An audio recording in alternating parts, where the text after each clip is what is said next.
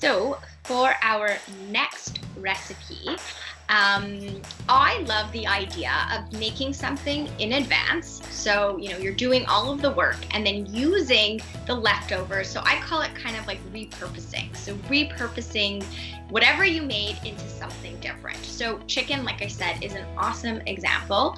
And, really great when you're meal planning and you're strategizing, what your week is going to look like. Take a look at your calendar. So, whether that means pulling up your Google, calendar on your phone or your computer, or maybe even like literally printing out a weekly calendar. And, obviously in these times, we might be more around the house than usual, but even so, it's summertime. Maybe you're going for a picnic in the park, or you're meeting a friend on a patio or in a backyard, like whatever it is. Obviously you're being safe when you're doing so, but make sure that you're putting those into your calendar. So you're preparing in advance, and those are the times that, you don't have to worry about the food that you're eating. Maybe you're ordering in or something else. So, on that note, really important to really schedule what your week will look like so that you can make smart choices and know, where you are throughout the week. So on that note, really easy to use already made foods and repurpose it in a certain way. So Jer's got a really fun example of how we could repurpose that chicken. Yeah, awesome. Okay, so we are done with that meal, right? And we've taken some of that chicken, we put it in as a leftover, either we froze it or we put it in the fridge. And we're going to repurpose it and this is one of my favorite little side snacks, side meals. We're going to make a really fun quesadilla, okay, with that pulled chicken. Now, one thing that is really, really important is that anytime you are reheating leftovers, you need to reheat them to a safe internal temperature, especially if it's meat, but a lot of other things too, rice, some other grains.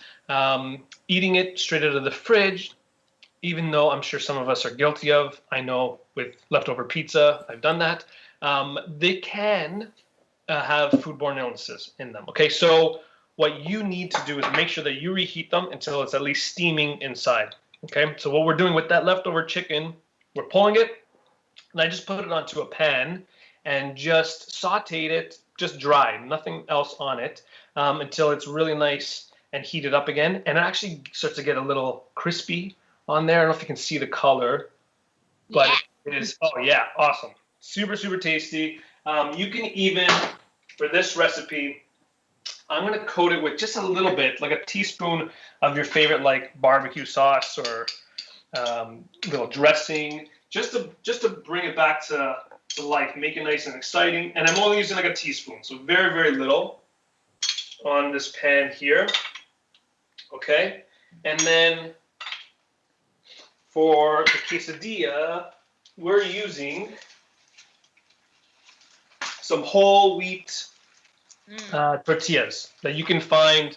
Again, most grocery stores should be able to carry these whole wheat tortillas. Get the large ones. That way you're not making 4 or 5 small ones. It's a little bit easier. Okay, and we're gonna start to build our little tortillas here. Okay, so I'm gonna be using just a little bit of, this is just some like regular mozzarella. You can use whatever cheese you like.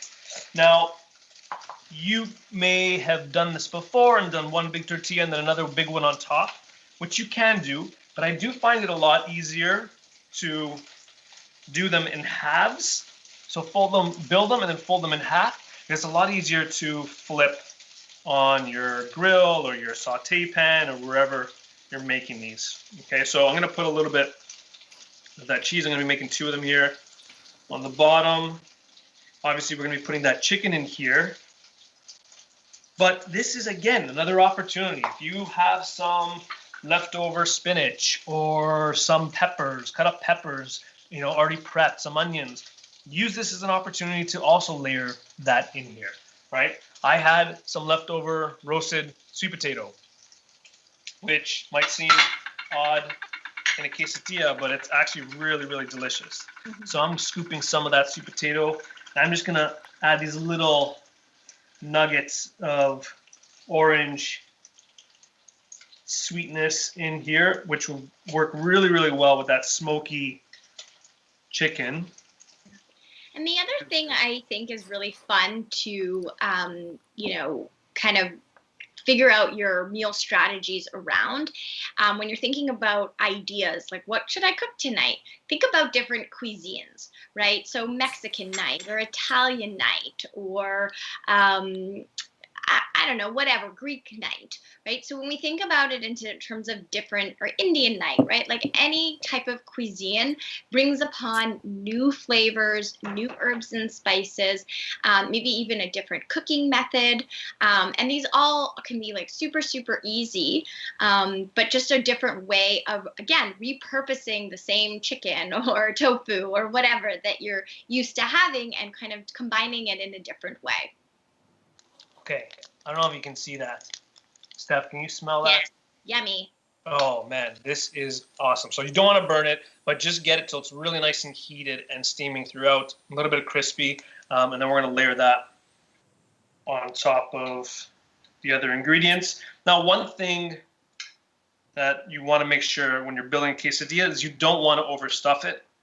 So just be mindful. Don't add every single ingredient you have in your fridge in there, but smaller amounts. That way it closes easier and it's just a little bit easier to handle. Okay, beautiful. So cheese, a little bit of that sweet potato, which, again, whatever vegetables you have left over you want to add, go for it. And then we're going to close this in half like this. Give it a little press. And then this is ready for the pan or the barbecue. I'm actually going to do one in the pan inside and one outside just to see how they do. So I'm going to throw this on the barbecue and then we're going to be right back and we're going to make this really, really nice fresh salsa. Nice. Yeah, so just back to, strategizing your everyday meals. So we talked about thinking and, deciding, looking at that calendar, what might you get or do, but also kind of thinking about those different templates. So I know, we're talking about a quesadilla, so a sandwich, right? So, having that options, right? Maybe you have a whole grain bread, maybe you have a whole wheat pita, that being your grain. And then what vegetables do you have? Like just grabbing and going to have, those go-to vegetables. And then you have a protein. And how can you combine that, right? You could even think of like an omelet or a frittata. So the egg being your protein, and then you're mixing in maybe some other types of vegetables, right? And then you're having your whole grain, right? So kind of always thinking in terms of the template of your meal. And it doesn't mean that you need to be, slaving away in the kitchen all day. It could be really, really easy. And again, like once you've made something and you have leftovers, repurposing it in a different way is super beneficial. And obviously we're all motivated to eat well and be healthier, but sometimes motivation isn't the sole thing that, is the factor, right? You could be really, really motivated. So what I like to talk about with my clients is kind of getting a little bit deeper and figuring out the why. So why is it important for you to eat better? Really dig a little bit deeper, maybe even write it down somewhere. For some people, that accountability, so sharing that with their family or their partner or their friends is, again, a way to go a little bit deeper and explain, why this is important to them. And everybody has different reasons. It could be so that you could play with your kids or be there for your grandchildren, or, you want to feel better in your body, right? Everybody has a different reason or their why factor.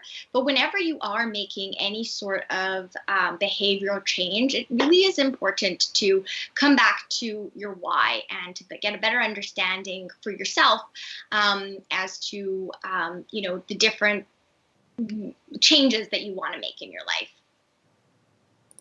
Okay, so we have those quesadillas cooking away. One thing that's important with the quesadillas is don't put the heat too high, okay? Because what happens is you're going to start to burn the outside before the cheese on the inside starts to melt. So use like a medium to medium low heat and just be patient. Let it take its time. Move it around every once in a while.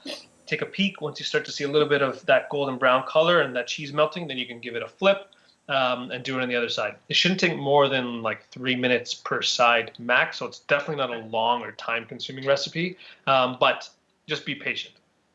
Now, while that's cooking, we're going to make a really quick, fresh salsa, and we'll start off with, obviously, we're using some tomatoes. These, I have to give a shout out to my Zia Anna. These are from her garden. Beautiful, beautiful tomatoes, super delicious. I mean, now's the time. If you're going to use some fresh local tomatoes, they're in season. This is the best time to eat them, so take advantage. But in the off season, there are products. There's even like canned tomatoes, chopped tomatoes that you can use in a pinch, and that's going to save you a lot of time as well, right? But we have these fresh. We're going to use them. I'm just going to cut off the top, a little bit of the gnarly bits, and then we're just going to give this. Oh man, like look at these. I don't know what her secret is. Are these most beautiful tomatoes. So I'm just going to give these a small-ish dice, not super small, kind of rough, doesn't have to be perfect. I like those bigger chunks of tomato in the salsa here.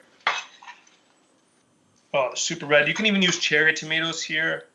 Or if you don't like tomatoes, you don't have to use tomatoes at all. You can use like roasted red peppers, would be really good. You can use tomatillos.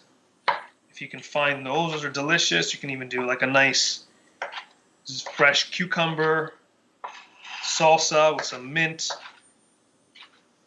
Experiment, use what you have. Okay, so just a rough dice on tomatoes. Probably should use a bigger bowl. That was a big tomato. It's okay. We're going to use a little bit of onion, and I'm just going to do, again, just a rough dice. So I'm cutting into that half piece of onion across the grain here, and then I'm going to go across those little cuts to get our little dice. Okay, so that's going to go in. And the acidity from the tomatoes is actually going to help to break down those onions and soften them up a little bit too. So even just tossing them in there is going to make them a lot tastier. Okay. And if you want it, we're making a salsa. If you want it spicy, again, this is where you can customize. If you don't like spicy, leave it as is. If you do like it spicy, add a little bit of spice. So I have this is a little serrano chili, which has a decent amount of heat to it. I'm going to throw that on there. Remember that every chili is going to be a little bit different in terms of the heat, even the same variety. So if you want to sort of gauge how spicy it is, you got to do a little taste test on your own. Otherwise, you might be serving up a firebomb there. And I'm going to use some cilantro too. Now, the thing with cilantro is the fresh leaves on the top, I'm going to set aside for later. And then I'm going to do a nice little fine chop of the stems. The stems of the cilantro are super, super flavorful. And that's so great. I feel like so often we throw the stems out. We don't even use them. So this is a really great tip. Oh, yeah, absolutely.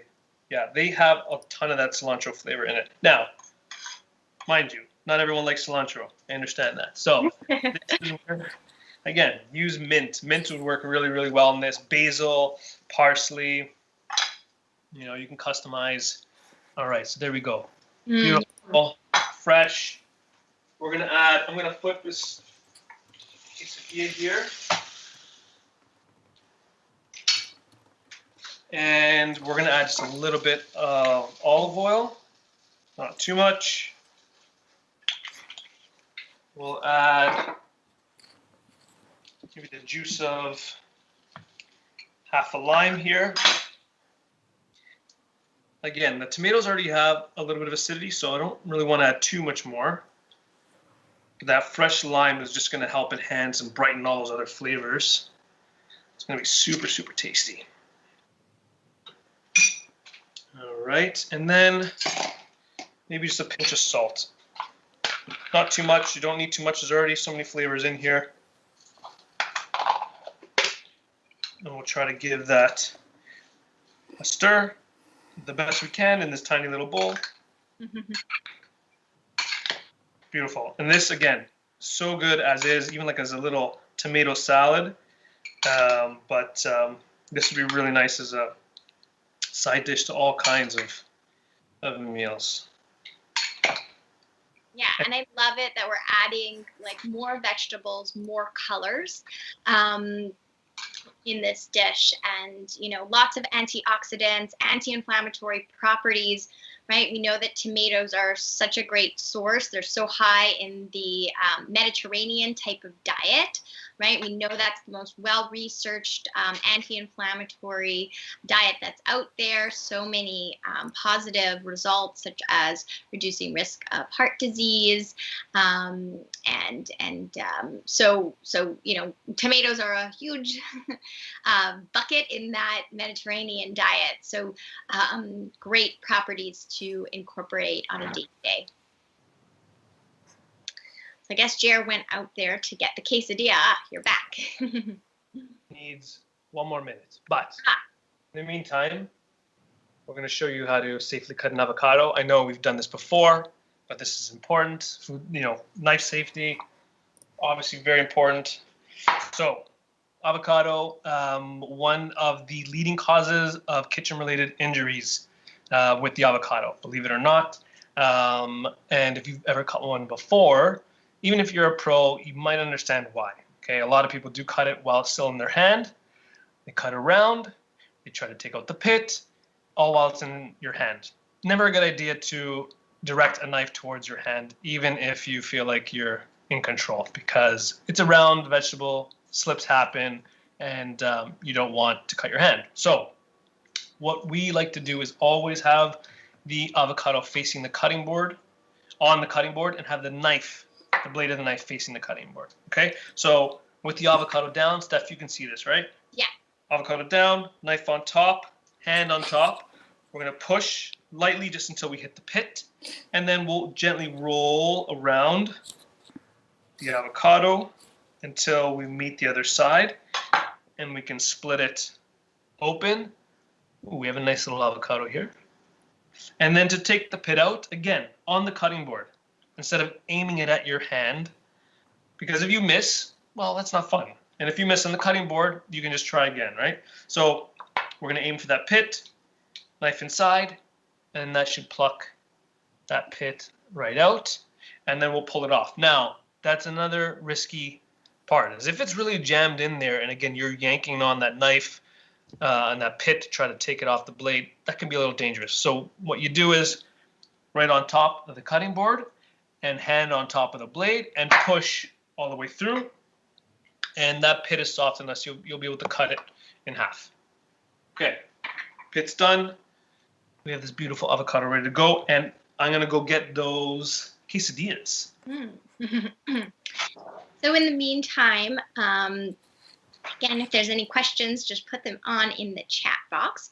But something to also think about when you're strategizing your meals is to think about any barriers that might come up for you or challenges that you foresee. So like, I don't know, you tend to never have time, or you always get hungry at a specific time, and you don't know what to eat. So just thinking a little bit or assessing what your current behaviors are in order to kind of pick apart maybe 1 or 2 challenges or barriers that can, disroad you from eating well or, creating those healthy meal plans. So it's always really great to take note of yourself and your patterns, and then just kind of think it through, kind of having some strategies to put in place in order to help you out. Okay, so here they are. You can see the one in the pan has a little more even toastage on top, but we do get those really nice grill marks on the one on the barbecue. Again, either way is ready to go. I'm gonna cut this one in half just so you can see what's going on. Oh man, I don't know if you can see that. So good, Steph. Sorry, I have a really good lunch here. I'm jealous. Love it. So we're gonna cut that in half. I'll cut this one too, and we'll top it with some of this avocado. We'll just slice it with our spoon and just kind of drop it wherever it may go on top. Beautiful.